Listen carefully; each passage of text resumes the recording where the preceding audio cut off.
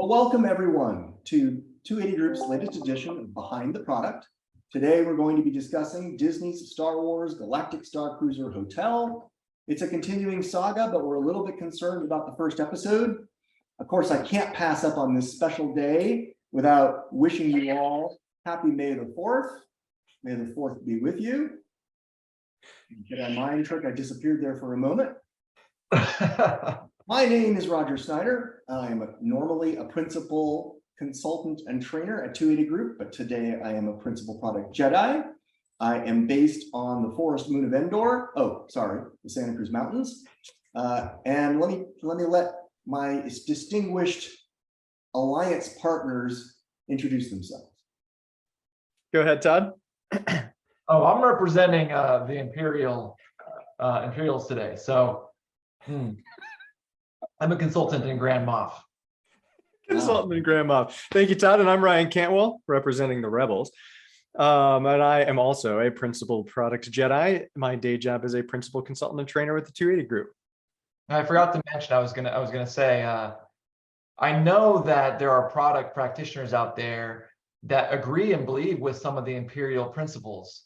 I know this to be true, or else SAFE wouldn't be as popular as it is. Wow. Throwing down on SAFE. That's another topic for another webinar. Thank you, Todd. I like that. Okay, so let's get through a couple of administrative tasks before we dive into the meat of this presentation. If you're not familiar with 280 Group, we are a training and consulting firm completely focused on helping product management teams transform. We are focused on becoming outcome driven and helping our partners do the same. We operate as one team, both internally as well as with our partners. And we tell the hard truths. We want to help folks get better by being clear and honest about how they can improve. And we are focused on outcomes, not just outputs. These are the values that we live by every day. Now, a couple of administrative tasks here inside the webinar. We want this to be a conversation. So we want the comm links to be open. We will be using the Q&A panel. So I'll be monitoring that. And I'll try to interject those questions as often as I can, so we can make this a fun and interactive conversation. Now, the number one question that we often get is, hey, how can I watch this later? Or how can I share this with my other PM professional friends? And the answer is you'll get a link to the recording of this webinar in a follow-up email after the webinar is completed. So just watch for that email and you'll have a link for being able to continue and share this with your friends. Also, it's important, despite Todd's allegiance with the Empire, to be part of an alliance of product professionals. So join our LinkedIn group, Product Management Leadership, and we'll paste a copy of that link into the chat in a moment. And check us out on LinkedIn, the Product Management Leadership group, where you can share leadership practices and you can work with others, get your questions answered, and always be networking to continue to up your game in real time. Well, now that I've dispensed with the pleasantries, over to you, Ryan. All right. Thank you so much, Roger. And we are excited to be with all of you today to talk about something interesting in the product world related to our favorite franchise, Star Wars. But let's talk a little bit of background on what is this thing, the Galactic Starcruiser experience that we're talking about today. To give you a little bit of history on that, if we rewind the tape back to August of 2021, word got out of a brand new Star Wars experience at the Disney parks. And at that time, people were buzzing. They thought this was pretty cool. It promised so much. You got to travel on a starship. You got to meet and interact with different alien characters that you see in the movies. You even get to choose your own adventure. You get to live in a galaxy far, far away. Oh, it was so exciting. And Disney started taking reservations for their very first voyages in March 2022. So by the end of 2021, during that lead up to those first voyages, however, social media turned to the dark side, everybody. And the price for this thing was high, and people were kind of barking back. It was $5,000 to take a 2-day trip.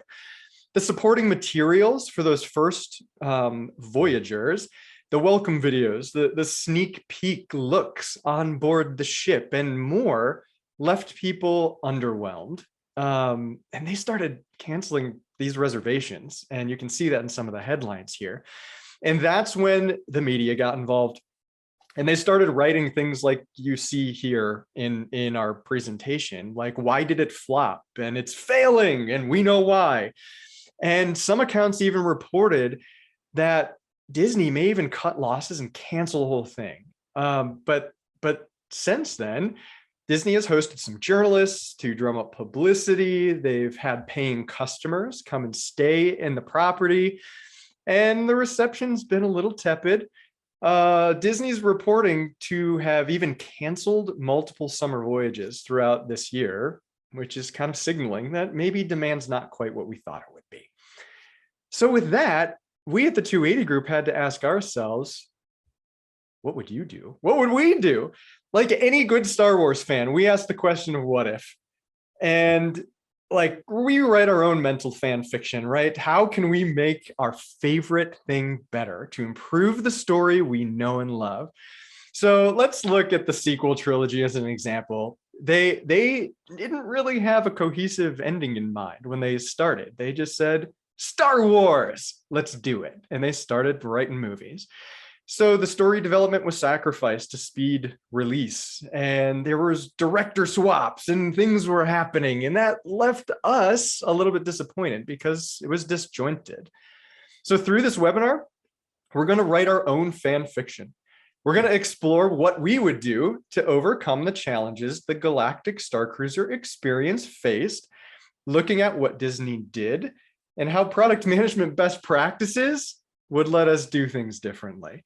And spoiler alert, it is product management best practices that give us a good place to start from. So throughout, you're going to hear us talk about three main things. From our perspective, these three things are they started with the solution and ignored the customer, quite frankly, with their immersive experience. They fell in love with their product and they didn't test their assumptions properly and know how to maximize value. And they developed the product because, like I said, Star Wars. And they have this property and they want to monetize it. But did they even ask why? So let's make that jump to hyperspace and start our exploration of the Galactic Starcruiser experience, everybody. So first, let's look at key mistake number one. And that is starting with the solution. So most Star Wars fans know the general path to becoming a Jedi Master. You start at youngling, you graduate to Padawan, and then Jedi Knight, and then you're a fully fledged Yoda, a Jedi Master. And I can correlate those steps from early stages of product development. Like I can take the business analogy and put it in place. And discovery and exploration is our start. We can go there to low fidelity experimentation, beta testing at MVP, and learning from a released product in the end when you're that fully fledged master. But what if the youngling, a child, or even Luke Skywalker for that matter, tried to become a master right out of the gate? It would have been a disaster. They wouldn't understand how to listen to the Force and use it to their advantage. And that's exactly what the Galactic Starcruiser experience did. They didn't put emphasis on learning from users through testing and iteration. They jumped straight to master and a fully realized solution. So it's like skipping from youngling to Yoda, and it takes us through. So Todd, have you ever encountered a situation like that before? No, every product team I've ever worked on starts with the beginning, problem in mind, outcome focus. And then, only almost every product team I've worked on, right? This happens quite frequently. I think it's actually human nature. So it's not surprising for even a company as large as Disney, who tends to be customer focused in the way they consider what they're doing for Disney fans, Disney customers, and do a great job of developing experience. It's not surprising though, even for them to think, okay, here's this really cool idea and let's run with it. Mm-hmm. What I'm really interested in discussing, I know Roger has some thoughts too, is since we ignored that whole youngling phase of discovery and exploration, what did they miss? Yeah, exactly. And there's probably quite a few things, right? Like there's many pieces of the puzzle that can be stitched together. So Roger, I don't know if you have anything to add. Yeah, I think I'll let the story unfold a little bit more, but I definitely have a lot to consider here because Yeah. as a a Star Wars fan from knee high to a grasshopper to today, I wanted this to succeed. I was super excited about it when I heard the announcements for sure. Mhm. Right. But then, as you said, the promotional materials, even that was like, okay, who did this with an iPhone on a weekend? This was really surprising to me. Mhm. How poor the production quality was of some of the original promotional materials. And that certainly started a little bit of concern creeping in. I've had friends take the journey, right? Dyed in the wool fans, and they loved it, but they saw, that the business model is a challenge. So, how many of the folks out there, like my friends, are there, right? And we're going to dive more into this, but yeah, there are a number of questions that earlier experimentation should have helped uncover some of these questions. Yeah, and my experience is what I often see is when we start with the solution, we rarely go back and do the necessary discovery to define who our users are and what it is they value. And that's such a key component of any product development process. But let's take a look. What did Disney do here? They started with the solution, a product with a group of features that, again, they thought was cool. And they never really asked, by going back, to say, well, who is it for? And is it for Star Wars super fans? Absolutely, it is. Who else would it be for? But you got to be a really special Star Wars fan. So Ryan, I want to say here, I like what you've done here because you're taking a look at it. Let's pretend that they actually did this work. And if they had, where they ended up tells us that they believe this person exists. Like the person you define on this slide, there's a lot of extroverted people who love role-playing games. By the way, that in and of itself, all the people I know who love playing role-playing games tend to be introverts, but that's okay. Extroverted, loves playing role-playing games and enjoys immersive theater and is a Star Wars fan and has lots of money. That's interesting. They must think that there's lots of those people. Yeah, they certainly must. That is a rather unique person. And this doesn't even capture the fact that, like, you got to be willing to be locked up for 2 full days at Disney. And if you have kids like I do, how am I going to keep them happy indoors for 2 days while they know Mickey Mouse is next door? It's going to be tricky. Well, Roger, it's funny. You mentioned your friend going out. That's the first calculus I did when I saw the announcement is, okay, I want to do this. Who's going to do this with me? Like, how am I going to, I'm not going to go by myself. Like, how am I going to do this? My wife's out, who actually enjoys Star Wars, but she's very introverted. Like, she doesn't like the idea of being places where people are going to talk to her and expect her to talk to other people. That's not, she does not want to do that. And then I started going through and once you do that, and you think, okay, I'm not going to do it with my kids who are too little, or my wife who's not really interested, then I am going to have to justify taking a $5,000, at least $5,000 vacation without my family, which really limits my options. Yeah, right. And so my wife is an extrovert, but not a Star Wars fan. So the conversation in my head was really short in terms of like, okay, $5,000 for 2 days, right? Let's go. Maybe not.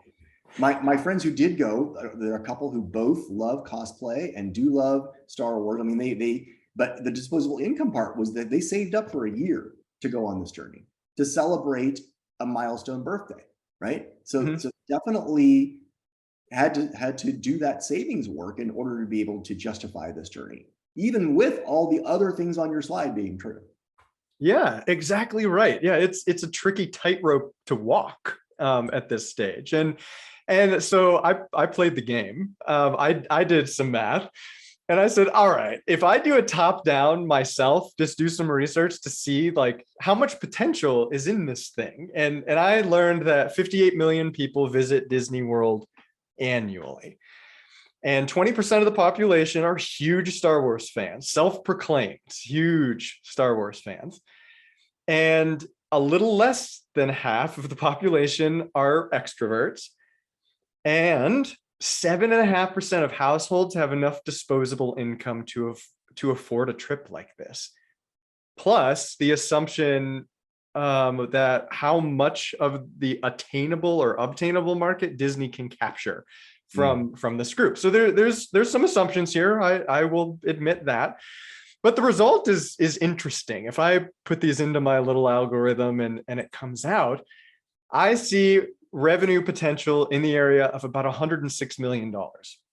And as we think about that, it's like, okay, $106 million. All right, not too bad. Not shabby. Yeah. Until you consider that $106 million in revenue is a paltry 0.5% of Disney Parks revenue. And if you compare that to the bottom-up forecast, and I've found the max capacity of the Galactic Starcruiser experience, that it's only 1/5 of its potential. Wow. That's telling me that, oh my gosh, they're not even close. They could probably predict that they might start cutting some of those journeys. What do they call them? Exploration voyages. Voyages. Yep. Yeah. Well, not surprising to see cutting some of them, huh? Yeah. So they were 80% over capacity. And the other challenge with this, and again, talking with my friends about the journey they made, it sounded amazing. And even though you could perhaps take a different role, because you were right, there's different roles you can take each time, just switching roles, it's the same story every time. So there's not a repeatable business here, even amongst this target market, unless they start making different voyages to different places, which they haven't. And I haven't heard any of a hint of them doing that. So there's also the challenge. What's the long range forecast for this? Once you've tapped this market and everybody's been, then what? Yeah, exactly. That's a great point, Roger. All right, so now every year. Yeah, your market is diminishing every year. Every year, yeah. Those people, that small segment we already have, it's going to be hard to get them back and have them do it again. Right. So, yeah. All right. So now we have our first poll coming up. So we want to ask all of you, who's experienced a mistake like this in your real life, where you've started with the solution? Or someone like an executive on your company has forced you to start with. That's a great way of posting that too. Yes. All right, poll is coming in. Yeah. Lots of too many to count. Yeah. Yeah, that's the resounding answer at the moment. A higher percentage of that than available customers to Disney. Mm-hmm. All right. Wow. Yeah, look at that. Impressive. More than 50% of our participants today have said it happens too many times to count. And I know it's happened to me more often than I'd like to admit in my working life as a product manager. Now, can you see the results? I hit share. I don't know if anybody can see them or not. Yeah, I can see them.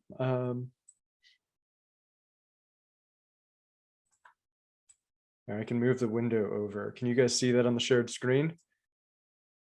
Not yet. But at any rate, we can just say, look, 55% said 2 times to count, 31% a few times, and 10% at least twice. That's and right. Said never. There we go. Said never, right? Okay, we're seeing in the chat. Now we can see the results. Thank you.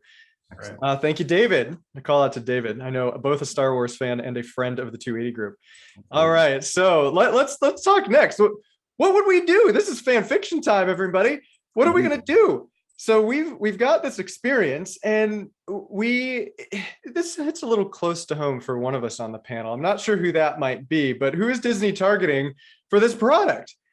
We feel the best place to start would have been to build a profile for the various types of people who are visiting the Galaxy's Edge, that park that's in the Hollywood Studios resort, or the Hollywood Studios attraction or park, I should say. And who are they? And it's this guy. It's these people wearing Darth Vader t-shirts, sporting goofy grins because they're standing on the Millennium Falcon. I mean, come on. Like this gives us an answer to the question: who is visiting Disney parks and is also a Star Wars super fan? And then they should ask, does this guy fit that like narrow demographic that we saw previously? And I might have some insider information here, but the answer is no, not quite. Not all of those check boxes, but where does he fit? That's what we want to discover. So let's do it. We have to start with a segmentation, a good segmentation. And to do that appropriately for the Galactic Starcruiser experience, we can talk about characteristics of a segment. What could we do to segment? Todd, I don't know if you have any ideas on. Well, it's interesting, you know, some of the questions that I'd want to ask myself in exploring this is, you know, do I have someone in mind for this? Whose problem am I solving, right? Not to say that Star Wars fans have problems, but whose problem am I solving? Like, we don't have problems. But you know what I'm saying. Like, are we talking about Disney, just people who Disney customers? Are we talking about Star Wars fans? Are we talking about who? And then beyond that, as we get into them, where do we find them? Where do we find these Star Wars fans? We find them in families, right? You have it here. We find them in families. We find Star Wars fans that don't have children at all. We find Star Wars fans in all different in situations. So that's what I would consider like segmenting, is where do we find these people that we're looking for? Yeah, exactly. Where do we find them? And once we understand that, we can start to break it down a little bit, right? We can say like, okay, how do we divide them up into those markets that make sense for us, whether it's by age, family composition, maybe interest in those variety of things like theater, games, sci-fi, or even income. I mean, income is a big factor in all of this, right? And without those guidelines, setting them up front, Disney just can't know. Like, where do we focus first? Like, you're a little targetless.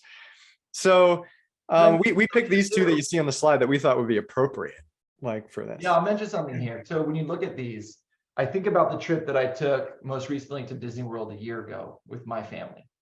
And Disney does this well. They know this. They know they're creating attractions for everyone, but not really. They're targeted and designed for a someone, and then they tangentially could include other groups.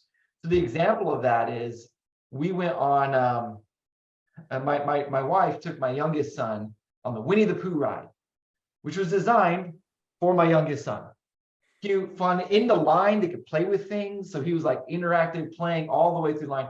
While they were doing that, me and my older two children went on Space Mountain, which was designed for us. My daughter screamed the entire ride. That's what it was designed for. And so Disney already understands this. Like, yes, it's for everyone, but we really target a specific person and then tangentially could bring others along with it. That's, I think, to your point, Ryan, that slice that they sliced off was too thin for the Galactic Starcruiser. Right. Yeah, exactly. I love the story, Todd. I think it makes the point perfectly. And we're spending time talking about segments, but in each one of those segments, there could be multiple personas, and it kind of captures that family demographic to a degree or otherwise that we want to do. And we could pick the ones that's our primary, and then which other ones could we help enable whatever that customer journey would be. Not the literal journey they're taking on a Starcruiser, but the proverbial journey of the user using this product, right? All right, so we have mistake number 2, and I see we have a question in chat. Yeah, let's address that real quick before we move on, guys. How did COVID accelerate their losses? For example, Disney stopped their Disney dining program, a program for those financially heightened. So this wealthy user base was also diminished. What do we think? How did COVID impact this? Well, certainly, so for whatever percentage of the market we had already identified, some percentage of that market was going to certainly say, I'm not traveling while there's COVID on the plane, right? So that certainly would further diminish that market opportunity for sure. Yeah, COVID's an interesting one, especially as it comes to public places that are and social environments, particularly like this. Like that's kind of a different element that is something that they certainly need to navigate and are still navigating, frankly. As we are post-pandemic, the post-pandemic world that we live in impacts it pretty significantly still. And I'll add, I don't have, I would love it if I had thought that question ahead of time. I had some great data in front of me. But I know that the travel industry has seen a bounce back, is in process, and I've seen that over the last year. And certainly, you're still not seeing the impact from the Galactic Starcruiser. David is saying something here similar to what I was going to say. What's interesting about that is one of the areas that still hasn't bounced back with as much force is the cruise industry.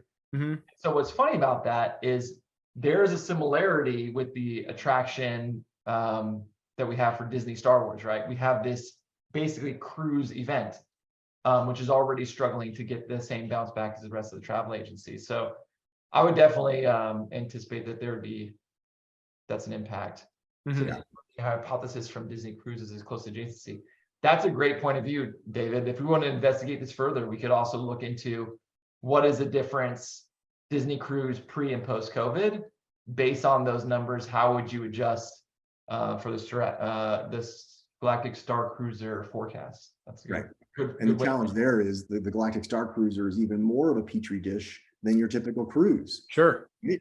So you're even in tighter space for a limited amount of time, right? Now, another question that we were asked from Rochelle was, how has the "don't say gay" issue affected this as well?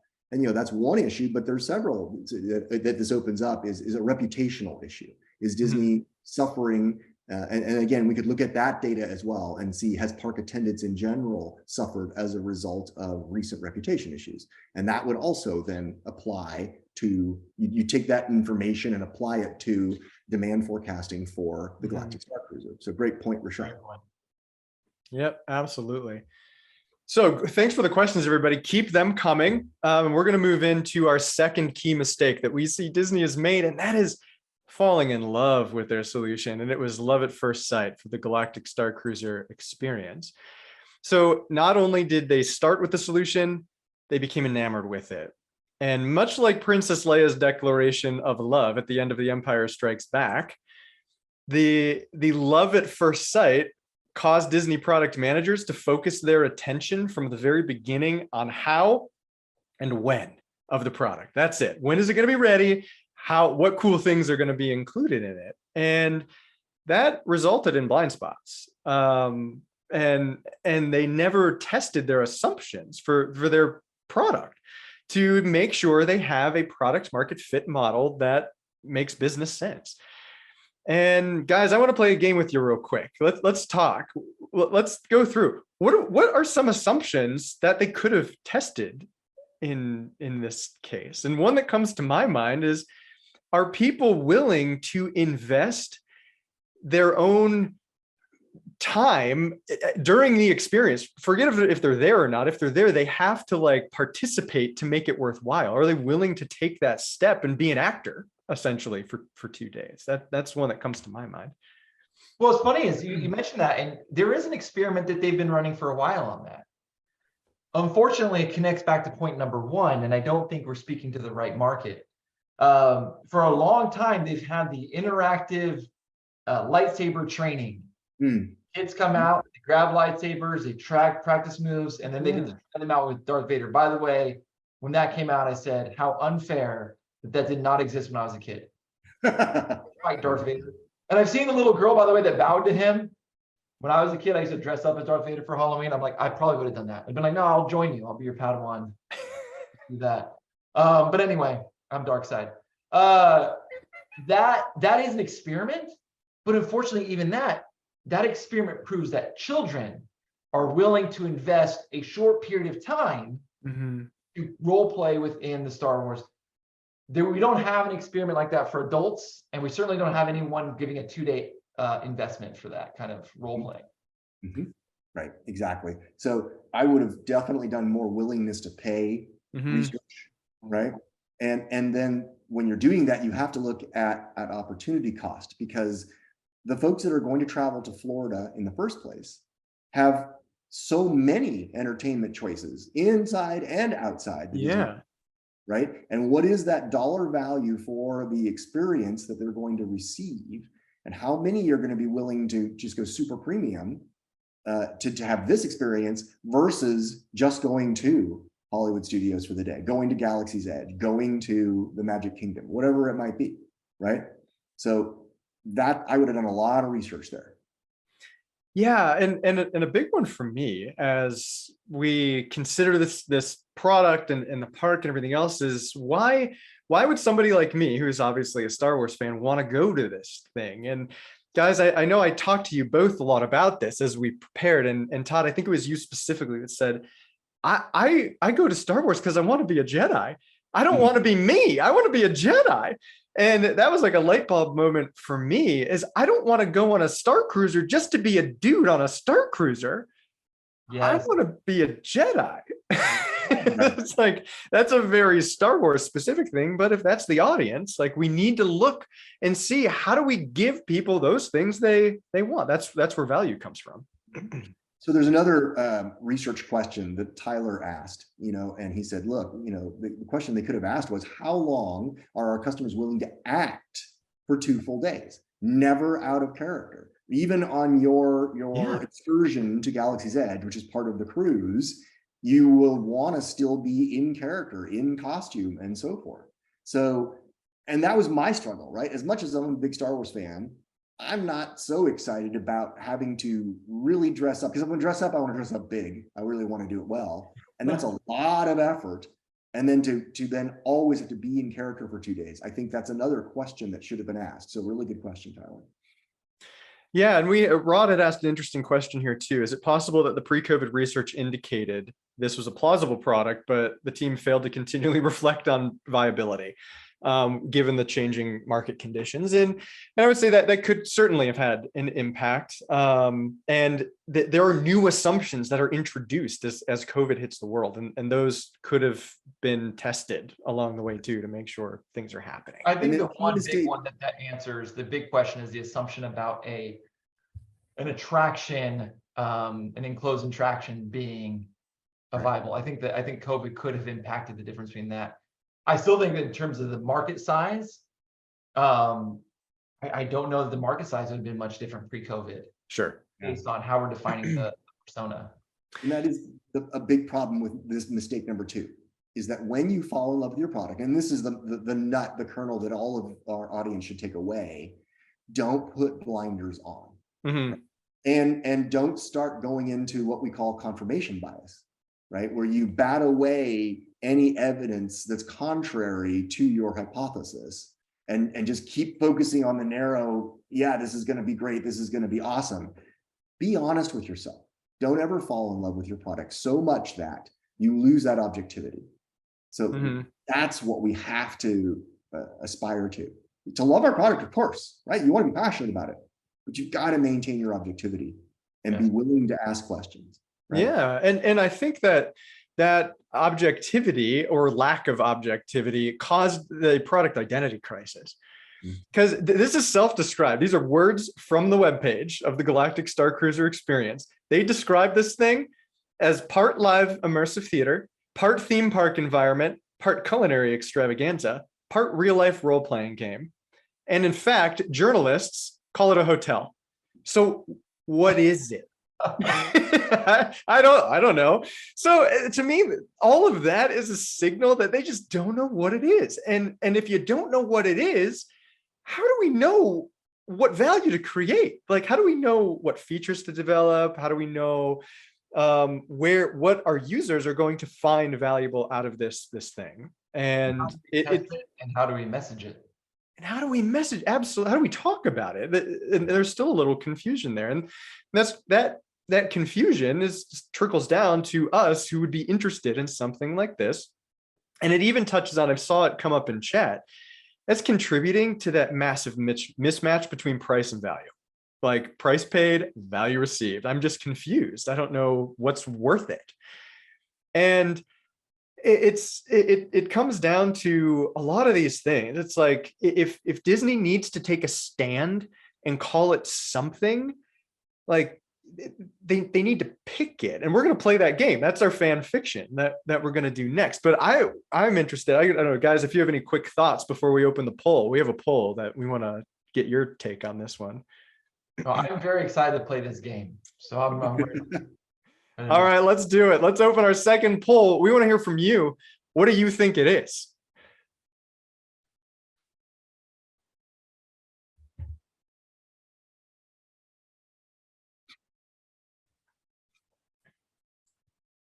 It's funny, we're doing this poll right now, and I'm like, this could have been a simple test. Right. Right. And then my one counter to Ryan's thought is Disney was trying to innovate, right? This was absolutely a whole new kind and level of experience. So I don't want to diminish that attempt at innovation, but my concern is there wasn't enough testing up front, right? I agree. Prototyping, trying out bits and pieces of this, trying just focus groups where you would describe the whole experience and see how much people were willing to do this. All right. Yeah, so we're looking for poll results. So right now in the lead is it is a resort hotel, and shortly behind it is immersive theater and an attraction. So those are our top votes. And then we have a group that's close to that says whatever it is, it sounds miserable. Don't sign me up, with only a very small handful who are in the camp of I don't care, sign me up. It's Star Wars, so I love it, sort of thing. And unfortunately, I think it's that 6% that would have been the willing and are the willing paying customers. That's the challenge. Exactly. So here we go with more bits of fan fiction, or we could take a look at maybe how Disney could have done a little bit better. And Todd, I'm going to turn it over to you. I'd love for you to talk to this example that analogizes really well. I love Blue Ocean Strategy. So for those that aren't familiar with the Cirque du Soleil story, the idea of Blue Ocean Strategy, the idea of Blue Ocean Strategy, you're looking at ways to maximize value. And so earlier, Dave Nash called out tangential markets, meaning looking at the Disney cruise lines, right? So this is something you could do with Blue Ocean Strategy. Let's look at one market, and let's look at a market that's similar, and let's maximize and minimize these aspects. So if you're looking here at Cirque du Soleil, what they did, I'm thinking, who in the 90s thought, I got an idea, let's create a brand new circus. I don't know who was thinking that at that time, turn of the century, new circus. But they looked at what current circuses provided. You have this entire list, right?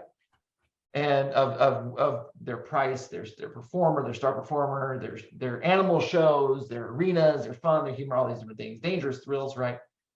And then looked at that. If we're going to focus on audience, you have to have an audience in mind. We're going to focus on an adult audience. We're making an adult circus. Which of these things maximize value? Certainly not animal shows, right? Because adults don't care that much about petting the animals and seeing them. And then you got that whole PETA thing that can make it more challenging. And taking care of animals is really expensive. But then you look at tangential markets like a Broadway show, right? And what do they do right? Well, they have themes. They have these great artistic music and dances. They have multiple different kinds of productions that are changing all the time. And those offer value. And so basically what Cirque du Soleil does is they say, let's take the best of both these worlds. Let's maximize each of these and design something new. So to your point, Roger, about innovative solutions, that's the opportunity for Galactic Starcruiser, right? Like look at a resort hotel meets immersive theater. Okay, what's the value on each? Yeah. Mm-hmm. Right. Agreed. No, it's a great example. But again, and I don't know whether Cirque du Soleil did this or not. I have been a fan of them. I've attended several of their both local and Vegas shows, and they are amazing. Yeah. But they're also at a price point where even I can just experiment and try it once, right? And it just calls again for, at the price point they were considering, and Christopher in the chat said the same thing, is like, it's all the way up there at cruise experience level. And I don't want to experiment on a cruise. I want to spend that money with a pretty good assurance that I'm going to get the value that I'm looking for. So once again, I would have loved for them to experiment more. Yeah, exactly. And David, he keeps mentioning cruises. I've been quiet about cruises because it's coming up. We're going to talk about it because we saw a common or an analogy with a cruise too. Because Disney has this portfolio of product, right? They've got resorts, they've got parks, they've got attractions, they've got cruises. And I wanted to just very quickly, fellas, talk through to define the product ourselves. What if Disney defined it as a cruise? How is the Galactic Starcruiser experience like a cruise already? And I saw, okay, it's a captive audience. It's kind of like a cruise. It's a small space where we're kind of navigating around tight quarters, things like that. There's theater shows on board. It's kind of like that. Maybe I take my family. I don't know. What do you guys think? Well, how is it like a cruise? Well, I would love to hear. I mean, even if people want to add in chat, I would love to hear it. Oh, that's true. Yeah. About cruises, because I've been on a cruise. What I like going to new cool places about a cruise. I like that my family can all do our own thing. My wife can go take a nap. That's her favorite thing to do. I can go mini golf and the kids can go on the water slides all at the same time if we want to, and unlimited food. What I hate about cruises, small little cabins, put me in a confined little space. Don't love that. Also don't love you telling me when I eat dinner. I don't like having a schedule for when I eat dinner. Lydia doesn't like cruises at all because she gets seasick. But she loves Disney. So this is an interesting one. Let's move on to say if it's a resort. Like if you like Disney, you might stay on the property. And this thing's kind of like a hotel. In fact, it's on the premises. It's right there at the Disney parks. You have access to the parks not within your 48-hour window, however. But you get a guest room, you get a themed environment. Dining is available. Unlike Todd, maybe you don't like the schedule. You have to show up when they tell you to show up because it is a play after all.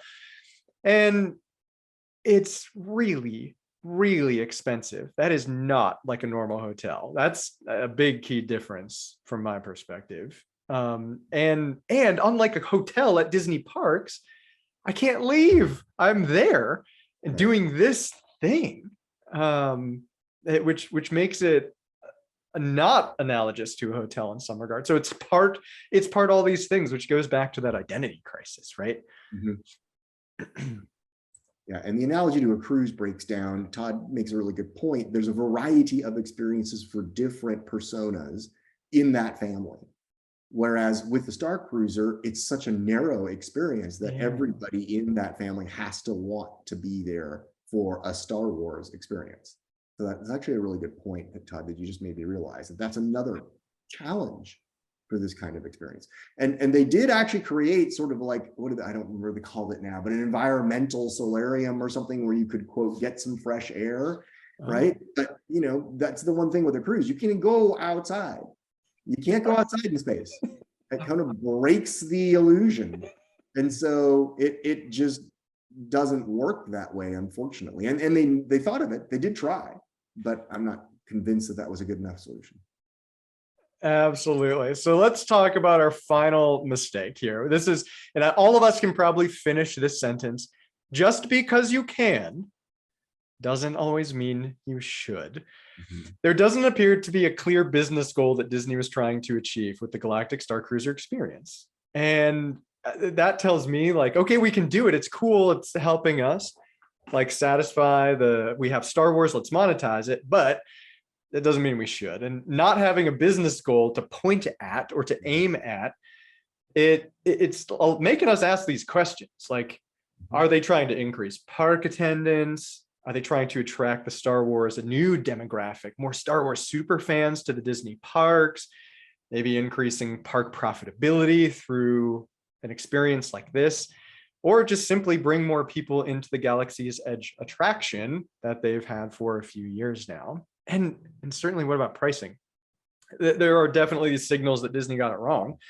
We talked about them already, right? They have started cutting dates, reducing capacity, save costs. There have been reports early this year where they started offering discounts to other resorts at Disney. So if you stay at a Disney property, either right before or after your Starcruiser experience, you get a massive discount at that other resort. So it's like, okay, now is there add-on, cross-sell, upsell? They're play that they're going after. It seems like they're getting closer to that sort of thing. Well, it's interesting too, because Roger pointed out, look, if you're looking at increasing profitability, let's pretend that with park profitability, that was their goal, right? Mm-hmm. We made their target market so thin that we can't actually even achieve with the cost of the seats. We can't even achieve that profitability because the cost is so expensive. It's so prohibitive. Mm-hmm. So when I look at these four, I'm like, if any of these four were the actual business goal, I have trouble achieving all of them with what solution we ended up with. Yeah, I couldn't agree with you more, Todd. But let's take a look. Like we have at the 280 group our strategy, our outcome tree. That's what we call this thing, the outcome tree. And let's talk about the popular example in the world of business today, everybody. Chat GPT. It's all the rage. And everybody loves it because it's new and they see promise. And very few people are asking why. And I think the same thing happened with this Galactic Starcruiser experience, that no leader at Disney stopped and said, why? That simple question. And it could have led them to defining a business goal that links to their product goal, the product outcome. And you know what? That's key mistake number 2. And then the problem the user has, which needs to be solved. Key mistake number 1. So we're kind of working backwards now to say, like, how does all of this tie together? Because if you don't do it, this happens. Right. Everything falls apart. So they don't know what features to prioritize. They don't know how to create value for the customer, and in turn, create value for the business. It all kind of breaks down from there. And in the chat, Lydia points that out, that this is an ongoing business issue. I hadn't thought about this, but like they're magic bands. What business outcome do magic bands solve, right? And even if it is just improved customer satisfaction, you should be able to connect improved customer satisfaction with a business outcome as well. And it is the connection. Yeah, so let's do it ourselves. Here's our final bit of fan fiction as we wrap up. Let's say Disney we want to increase park attendance, even by a little 1%. That 1% is a lot of people. Yeah, that's a big number. So, and we're going to use the outcome tree, which, by the way, everybody, you can learn how to use if you take one of our classes with us. And as we fill this out, we start with that increase in park attendance as our high level business goal. And we next break it down and say, all right, we have some product outcomes that we want to achieve. The first one is pull in 5% of Star Wars super fans. We want to capture part of that total market that's out there. That's a new segment for us. It's going to help us increase attendance by getting a new audience. Second, Disney property resort stays. There's that cross-sell, upsell opportunity and getting park attendance up. We want to bump that up by 5% as well. So as we have those product outcomes identified, we link that to what the user wants. And they want to feel like Luke Skywalker. And who doesn't want to use the Force, everybody? Am I right? So also somebody like me, I want to share my love of Star Wars with my kids. It's something I think they enjoy and I enjoy. So let's do it together and be a family. So that gives me an opportunity to do that. Before we round this out, let's talk about the features we can possibly develop to satisfy these things. That would be like, oh, give me Force simulator stations. And it's making me feel like that Jedi that I want to feel like. Maybe give me training with a Jedi Master. Like, I know I geeked out a little bit as we were talking about this, preparing for a webinar, everybody. But if I got to talk to Yoda's Force Ghost, my mind would be blown. Like, that would be amazing, sort of thing. So there's a feature. And then finally, on the other side, we have maybe these micro interactions on premises where kids have a smaller attention span. Todd gave the great example of like the Padawan or youngling training, and you get to do something short, play dress up for just a bit. Or you get to do things in the park that are giving you that experience without having it be fully invested for long periods of time. And then, of course, unrestricted park access. Like, let me go have fun at Disney, which is why I go to Orlando more often than not. So what do you guys think? Anything to add? No, I want to say something about this that I love, and there's a couple of comments that I want to respond to and connect this. Yeah. Someone mentioned price being the most powerful lever. I agree. And I think what you're doing, Ryan, and a lot of these points that we're discussing here is how do we bring value to the price? How do we make sure that we are aligning the right outcome, and then that we're pricing it correctly? Because everyone can see that right away, right? As soon as it came out, the price is on there. That was very quick for people to be, that's too expensive. I think what you're drawing here is, if I can understand what my goal is, and then I can define the problems or opportunities of my star or whatever my target market is, then beneath that, I can define features that bring that value, right? And then I can price around those features. So the features you have here, I love them. I think they're great. That's not the point, right? The real point is how you connected these features to real problems, to real outcomes. And I love that.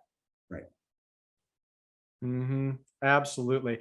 Yeah. And these examples are just examples. I'm seeing some things in chat. They were selected to highlight features that may already exist, again, without spoiling anything, or may not. But these are just ways to show how the business outcome could be connected to some of the things that they did develop. All right, so let's quickly just recap. Look at this. We have 3 key mistakes. Started with the solution, fell in love with their product, and they did it because it was Star Wars. Because they could. We have the capability. It was feasible, but maybe not as valuable and viable from a product market fit perspective. And we're going to open things up to QA in a moment, but we have one final poll for the group. And that is, what do you think? Do you think Disney can help? Do you think they can write to the Starcruiser? So while you're doing that, I want to respond to a question. I see Roger's responded already in text, but I want to talk about this a little bit. Yeah. About, is the most important aspect the price? You know what's funny? When the conversation's about the price, when the price is the most important aspect, it's a good signal that you got the product wrong. The price shouldn't be the most important aspect. It shouldn't be the thing people are talking about. But we all have this internal evaluation that we're doing all the time. We're doing this internal evaluation. Is that worth it? Is that worth it? And we all have different markers. But when you're evaluating a market, that's what you're trying to determine, is what is that range where I can price? And if you do it right, no one's talking about your price. I can't tell you how much money we spent as a family to go to Disney World and stay at a resort last year. I can't tell you because it makes me sad if I think about how much money. No, actually, I have no idea, because ultimately all I cared about was all the things my kids were experiencing. And the price was such in my little evaluation that I never thought about it. I just thought about the great value I was getting for everything. Right. Yep. So I think you're right, but then the demand for value for then that next level of price are incrementally, are you going to get so much more value to justify that price, right? And there's some chat conversation going on along those lines. And I think that is the struggle, right? You're right. A Disney experience is expensive. And yet you create memories for a lifetime. And yes, blue milk costs way more than it should, but it at the end of the day is not, you're not paying $100 for blue milk, right? And that's the thing we're talking about here. It's just that much more expensive for that kind of immersive experience. And I come back to the market size. I want this to succeed. I do. But absolutely. Yeah, I'm with you, Roger. And Mary made an interesting point. She said, but for diehard fans, maybe it's well worth it. And I would say, yes, it is. And that's the 1/5 of capacity that they're filling. But what about the others? They're not quite hitting what they should have or could have, but maybe is the better word. But and that's the struggle, is that they are a business, and at the end of the day, they do have to profit. So can they keep running Starcruiser, or can they lower the prices of Starcruiser to appeal to a wider market and still be profitable? I would love to go if it were half the price. Then I would consider it, because I would love it too. But oh my. Yeah. So from our poll, just to give everybody the numbers here, 48% of you said It is likely they will succeed. The Force will guide them. The next largest contingent is like the Jedi survivors of Order 66. It will remain crippled but alive. They're not going to do enough. It's just going to be limping along. And then we have some votes for absolutely, I'm as confident as Han Solo, and unlikely rebels will blow it up, with no votes for like Rain on Tatooine. There is no chance. So thank you for your votes and participation there, everybody. And with that, please keep your questions coming. We've got a few minutes. We'd love to. Fantastic. Nice. Thank you, Sherry. They were telling me that. Yes, very good. Yep. Love it.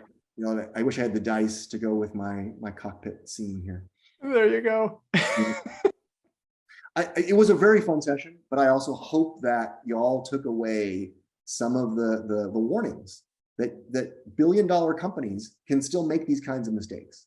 So stick to the basic product management principles when you are looking at a new product or a new opportunity, or it's something particularly innovative and inspiring. And still, but don't lose yourself, in the love of it, and try to remain objective, especially if you're running a business, so that at the end of the day, you can create a product that's sustainable, a product that your customers love, but then a product that you can keep offering. That's what we're looking for. Can I point out something too? I think there were some like dramatic claims we made today. We made claims that that Disney doesn't know their target audience. I mean, that's a dramatic claim, right? No. We made a claim that they didn't have their business outcome aligned. And of course, we'd have to go in the nitty-gritty day to day to know exactly how much of that aligns. But those are things that I think I've seen over and over again in my career. And so you're right, Roger. I love the way you summed it up. I always have to stop and think, like, who is this for and why are we doing it? Yeah. So dialed in. Yeah, absolutely. Yep. And everybody, as we wrap up, Roger, am I turning it back over to you? Oh, yeah. So yes, use this coupon code. Save 20% on all of our courses at checkout, PM Day. Use that code. And we would love to be able to help you continue to grow your skill set as product managers. And come and join us for our webinars that are free, but also here are some upcoming courses.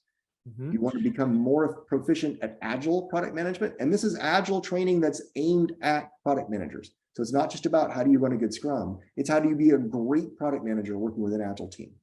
Our classic and core foundational optimal product management, which completely helps everybody understand the full product lifecycle, and digital product management, which brings out some of the key additional things you need to do when you're working on digital products to be successful in that space, and enables you with some great tools and capabilities to be a successful digital product management. All right. Thanks, Roger. And thank you all. And may the 4th be with all of you. Thanks for joining us. This is so much fun. I hope you had as much fun as we did, but we hope to see you all in a class coming up soon. Thank you. Thank you, Todd, Ryan. Great job. Have a great day, everyone. And may the 4th be with you.